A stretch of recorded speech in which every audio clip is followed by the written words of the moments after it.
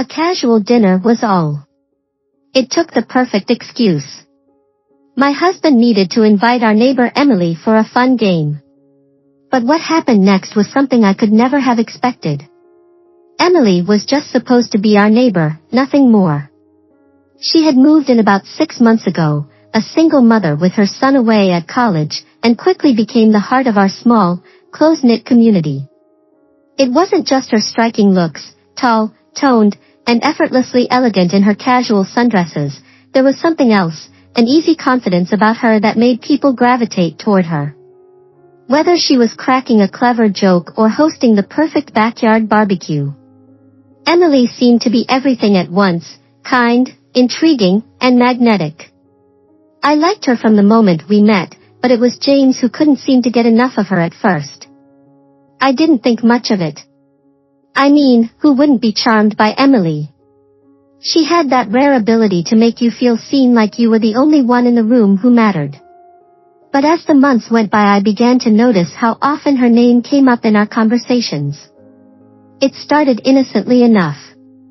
Emily needed help putting up a dividing wall between our properties, and James jumped at the chance to lend a hand. "She's our neighbor," he said. When I raised an eyebrow, what kind of man doesn't help out his neighbor? "Fair enough," I replied, brushing off the feeling of unease. I helped, too, of course, and for the most part it was uneventful. But as the day wore on, I couldn't help but notice the way James's eyes followed Emily. He wasn't subtle about it, either his gaze lingering on her a moment too long as she bent to pick up tools or wiped sweat from her brow. At first I laughed it off, telling myself it was harmless. Emily was stunning after all, and James was only human. But as the days passed, it became harder to ignore. James found excuses to be outside. When Emily was in her garden, he mentioned her name more often than seemed necessary, whether he was commenting on how green her lawn looked or how nice her new patio furniture was. One evening, as we were sitting down for dinner, I decided to confront him about it. "So were you checking out Emily while we were building that wall?" I teased, keeping my tone light. James looked up, startled. "What? No, of course not," he said a little too quickly. His reaction only made me smirk. "Relax," I said, laughing. I get it. She's stunning." James froze his fork halfway to his mouth. "Wait, are you saying you find her attractive, too?" I shrugged, playing it cool. "She's hard to miss." His reaction wasn't what I expected. Instead of brushing it off, he leaned forward, his eyes wide with curiosity. "So you've noticed too?" "What do you mean?" I asked suddenly, wary. "Come on, Hannah," he said, lowering his voice. "You have to admit there's something about her. She's different." I laughed nervously. "Different? How? I don't know." He admitted, his tone almost reverent. "She's just perfect."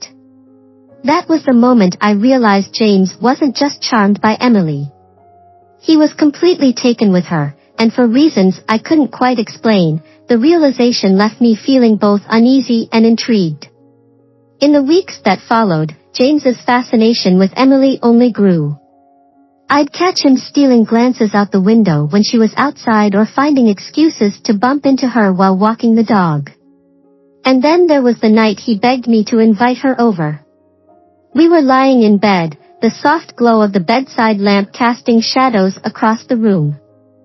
I had just finished reading a book and was about to turn off the light when James spoke. "Hannah," he said, his voice hesitant. "I need to ask you something." "What is it?" I asked, setting the book aside. Would you be okay with inviting Emily over for dinner?" I blinked, caught off guard. "Emily? Why?" "I just think it would be nice," he said quickly, to get to know her better." I stared at him, unsure whether to laugh or be annoyed. "You're kidding, right?" "Hannah, please," he said, sitting up and looking at me with an intensity that startled me. "You don't understand.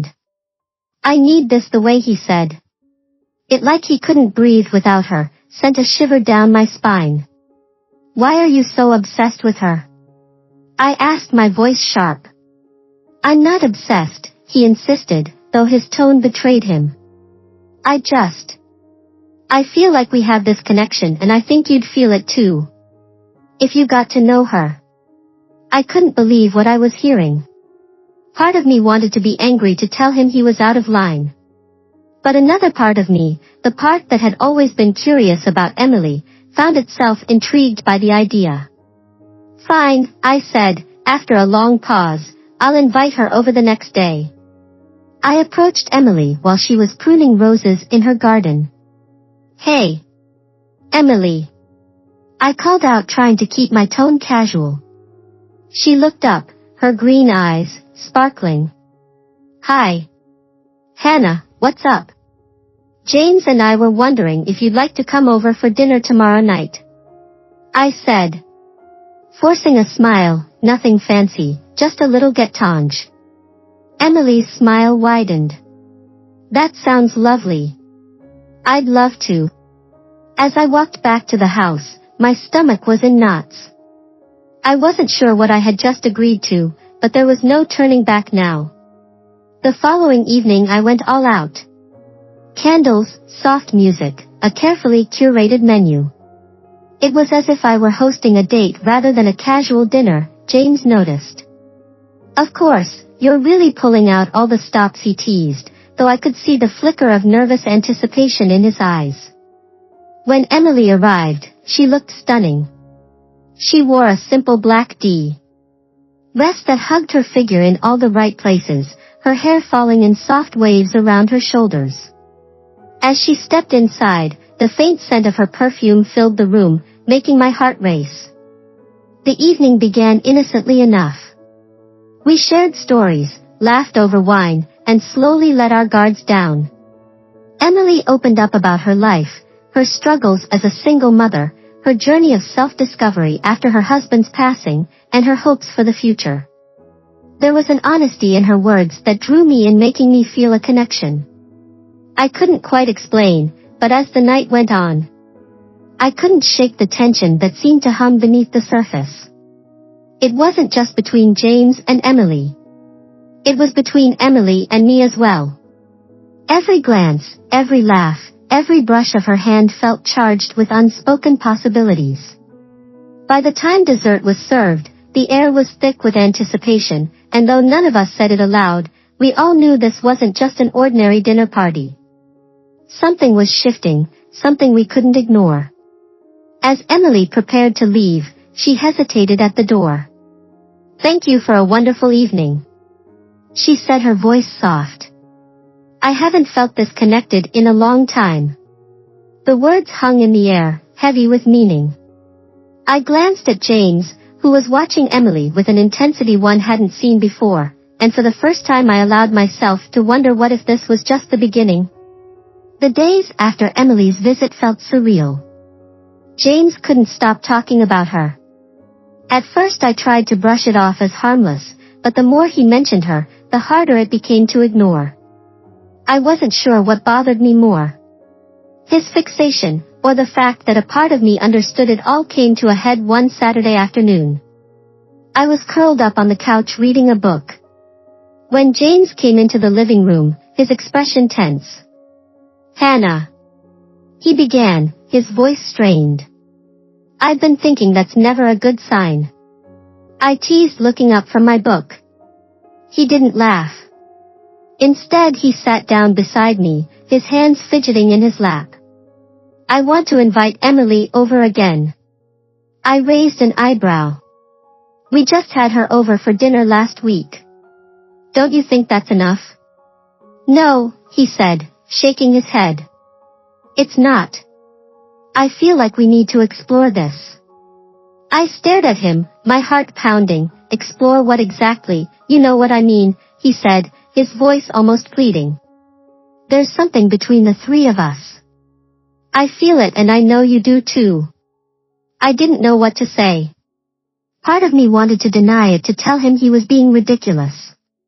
But another part of me, the part that had felt that same tension, that same pull knew he was right.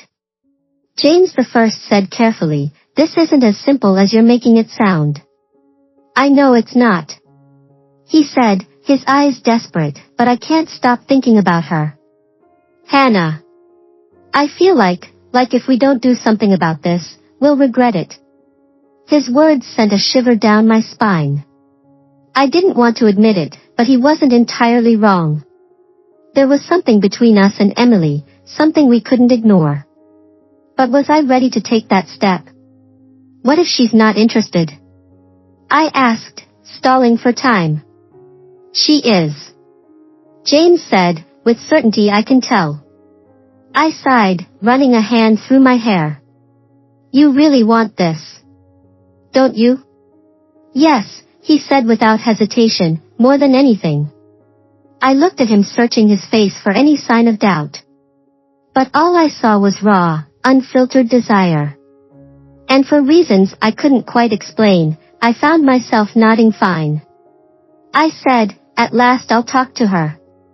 Later that afternoon, I made my way over to Emily's house. She was in her garden as usual, her hands gloved and her hair pulled back into a loose bun. She looked up as I approached, her face lighting up with a smile. "Hannah, what a nice surprise," she said, pulling off her gloves. "Hey, Emily," I said, trying to keep my tone casual. "I was wondering if you'd like to come over for dinner tonight." Her smile widened. "I'd love to. What's the occasion?" "No occasion," I said quickly, "just thought it would be nice to hang out again." She nodded, her green eyes twinkling. "Sounds perfect." "What time?" "7," I said, my heart racing. "We'll see you then." By the time Emily arrived, I had gone all out again, candles, music, wine, the works. James was nervous, pacing the living room like a caged animal. When the doorbell rang, he practically sprinted to answer it. Emily stepped inside, looking effortlessly stunning in a simple blue dress. She handed me a bottle of wine and smiled. "I hope I'm not intruding." "Not at all," I said, forcing a smile. "We're happy to have you." The evening began much like the last, with laughter and easy conversation, but this time there was an undercurrent of tension that none of us could ignore. James was practically glowing, his attention fixed on Emily like she was the only person in the room, and Emily, for her part, seemed to be enjoying the attention. After dinner, James suggested playing a game. "How about truth or dare?" He said, his tone casual, but his eyes bright with anticipation. Emily raised an eyebrow. "Truth or dare? Isn't that a little juvenile? We can make it interesting," James said, his voice low, more adult. I hesitated, unsure if this was a good idea. But Emily smiled, her eyes sparkling with mischief. "All right," she said, "I'm in." We moved to the living room, the three of us sitting on the floor in a loose circle. James poured more wine and the game began. "All right, Emily," James said, his voice steady. "Truth or dare?" "Dare," she said without hesitation. James's lips curved into a slow smile. "I dare you to tell us the most impulsive thing you've ever done." Emily laughed, swirling her wine glass. "That's easy. I once flew to Italy for a weekend after a bad breakup. No plan, no reservations, just hopped on a plane and figured it out as I went." "Impressive," James said, his eyes shining. "Your turn, Hannah," Emily said, turning to me. "Truth or dare?" "Truth," I said, playing it safe. She smiled, her gaze piercing. "What's the most surprising thing you've ever wanted to try?" I hesitated, feeling the weight of her question. "I don't know," I said carefully. "I guess I've always been curious about stepping outside my comfort zone, trying something new." Her smile widened as though she knew exactly what I meant. "Interesting." The game continued, each question and dare pushing the boundaries a little further. When it was James's turn, Emily leaned forward, her eyes glinting with mischief. "Truth or dare?" she asked. Dare, James said immediately. I dare you to kiss Hannah. She said, her tone light but deliberate. James didn't hesitate. He leaned toward me, his hand resting on my cheek as he kissed me deeply. But this time it felt different, more intense, more deliberate. When we pulled apart, I glanced at Emily, whose expression was unreadable. Beautiful, she said, softly. Your turn. Hannah. She continued. Truth or dare? My pulse pounded in my ears. Dare, I dare you to kiss me. Emily said. Her voice, low and inviting the room, seemed to still the air thick with anticipation. I glanced at James, who nodded slightly, his eyes filled with something I couldn't quite name. Slowly, I leaned toward Emily, my heart racing. When our lips met, it was soft, tentative, and yet electric. Her lips were different from James's, softer, eater, and utterly intoxicating. When we pulled back, Emily's smile was radiant. Your turn. James, she said, turning to him, truth or dare? He hesitated, then said. Dare. I dare you to kiss me. She said, her gaze unwavering. James looked at me again, silently asking for permission. I nodded. Unsure why I felt so calm, he leaned toward Emily, their lips meeting in a kiss that was both gentle and charged with intensity. Watching them was strange yet oddly exhilarating. The game ended soon after that, but the tension between us didn't. We found ourselves sitting closer, the conversation turning deeper and more vulnerable.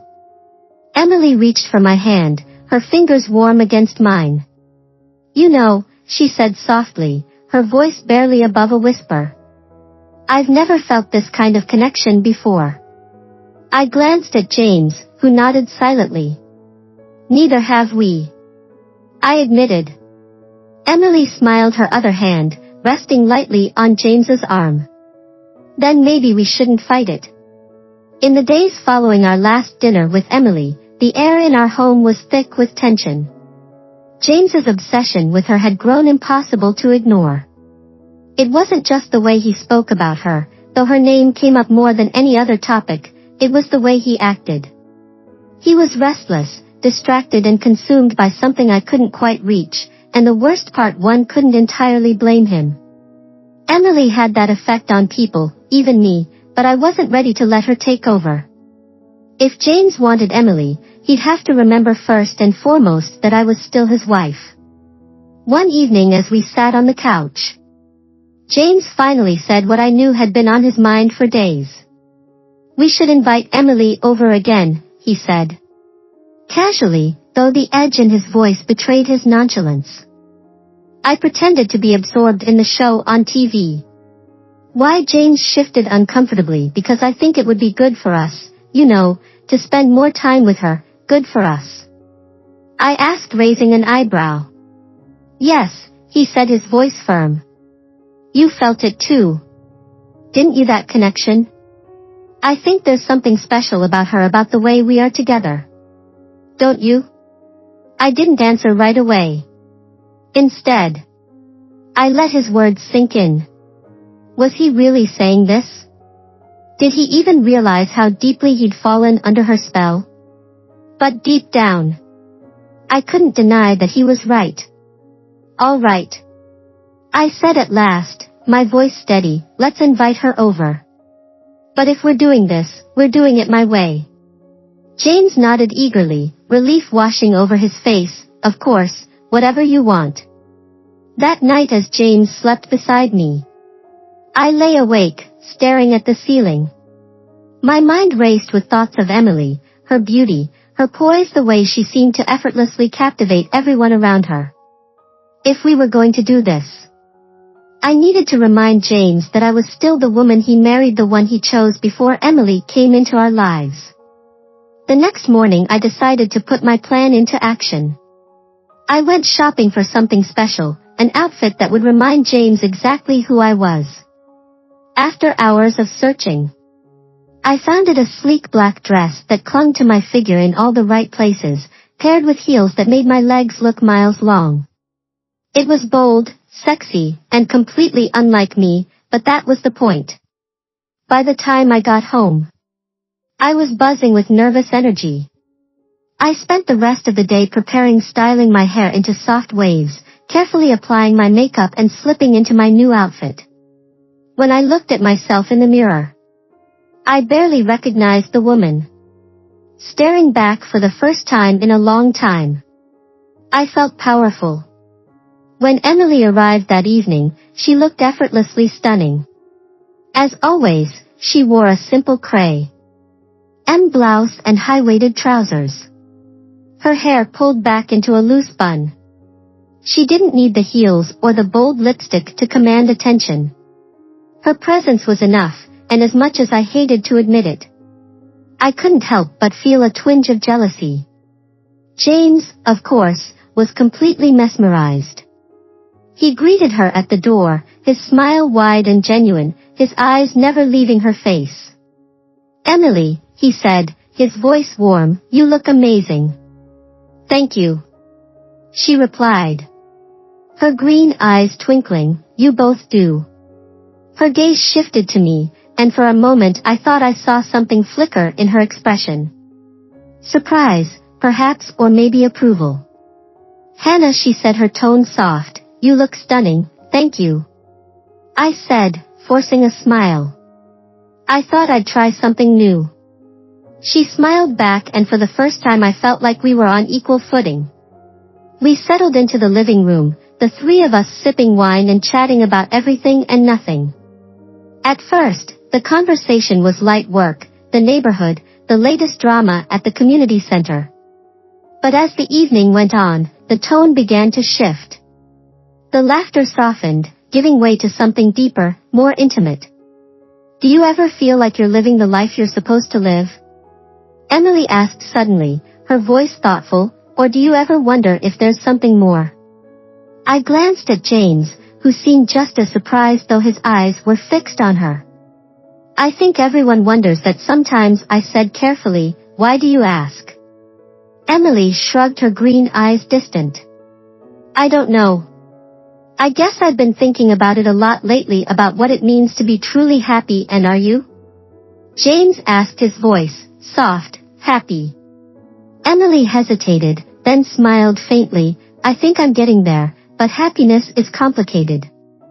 Isn't it? It's not just about one thing. It's about all the little things that add up."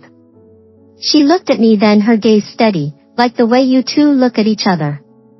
That's something I've always admired about you." Her words took me by surprise. "What do you mean?" "I mean, you have this connection," she said, her voice almost wistful. "It's rare. You can see it in the way you talk to each other, the way you move together. It's beautiful." I glanced at James, who was watching Emily with an intensity that made my chest tighten. "Thank you," I said softly, "that means a lot." Emily smiled, her green eyes warm. "You're lucky, to have something like that." James's gaze lingered on her, and for a moment I thought he might say something. But instead he reached for my hand, his touch firm and reassuring. "We are," he said simply. As the night wore on, the conversation grew even more personal. Emily shared stories about her late husband, about the struggles of raising a son on her own, about the moments of doubt and loneliness that had shaped her, and as she spoke, I felt a strange sense of connection, a realization that despite my initial jealousy, she wasn't so different from me. "Do you ever feel like people don't really see you?" she asked. Suddenly, her voice soft, "Like they see the version of you they want to see, but not who you really are." "All the time," I admitted, surprising myself with my honesty. "I think we all do." Emily nodded, her gaze thoughtful. "That's why I've always been drawn to people who make me feel seen, who makes me feel real." Her eyes met mine then, and I felt a jolt of something I couldn't quite name. "Like you too," she said softly. "You make me feel like I can just be myself." I glanced at James, who was watching Emily with an expression I couldn't quite read. And in that moment I realized that something had shifted not just between James and Emily, but between all three of us. There were no games, no pretense, no hidden agendas, just honesty, vulnerability, and an unspoken understanding that we were on the edge of something none of us fully understood. When Emily finally left that night, the house felt strangely empty without her. James and I sat in silence for a long time, the weight of the evening settling over us like a blanket. "What are we doing, Hannah?" he asked finally, his voice barely above a whisper. "I don't know," I admitted. "But whatever it is, I think it's only just beginning." The days following that intimate evening were charged with an energy I couldn't quite define. Emily's presence lingered in our thoughts, her words and glances replaying over and over. In my mind, James was no better. I often caught him staring out the window at her house, his expression far away. He wasn't even trying to hide his fascination anymore. It wasn't jealousy, I felt, at least not entirely. It was something deeper, a mix of curiosity and fear. I knew we were on the verge of crossing a line that could never be uncrossed, and yet I didn't want to stop it. Part of me was drawn to the idea of surrendering to this pole of seeing where it might lead. Then Emily invited us over for dinner. Her text came early one morning, "Short and casual dinner at my place this Friday, just the three of us, let me know." James practically leaped out of his chair. When I told him we're going, right, he asked, his voice tinged with excitement. "Yes, James," I said, rolling my eyes, "we're going." But the truth was I felt just as eager. I couldn't help but wonder what Emily had planned, what kind of night she had in store for us when Friday arrived. I dressed carefully, choosing an outfit that was equal parts confident and alluring, a deep red dress that hugged my figure, paired with heels that gave me an air of sophistication. I wasn't going to let Emily outshine me tonight. James, on the other hand, was a bundle of nervous energy. He had spent half an hour fixing his hair, changing his shirt twice before settling on a crisp white button-down. His excitement was palpable, and though I wanted to tease him, I couldn't bring myself to dampen his mood. When we arrived at Emily's house, she greeted us at the door with that effortless elegance she always seemed to radiate. She wore a silky black dress that clung to her body like a second skin, her hair falling in soft waves around her shoulders. The faint scent of her perfume filled the air, intoxicating and impossible to ignore. "Come in," she said warmly, stepping aside to let us in. "I've been looking forward to this all week." Her home was dimly lit, the warm glow of candles casting shadows across the walls. Soft jazz played in the background, setting a mood that was both intimate and inviting. The table was set beautifully with crystal glasses and fine china that gleamed in the candlelight. "You've outdone yourself," I said, genuinely impressed. Emily smiled, her green eyes sparkling, "Only the best for you." Dinner was delicious, the conversation easy and flowing. Emily told stories about her travels, about the time she got lost in Paris and ended up spending the evening with a group of strangers who became lifelong friends. James hung on her every word, laughing at her jokes and asking questions that kept her talking. I chimed in here and there, but for the most part, I was content to watch the two of them interact. There was a moment, though, when Emily's gaze shifted to me, her expression softening. "You're quiet tonight, Hannah," she said, her voice low. "What's on yo? You are mind?" I hesitated, unsure how to answer, just taking it all in, I said, finally. Emily smiled, her eyes warm. "You're always so thoughtful.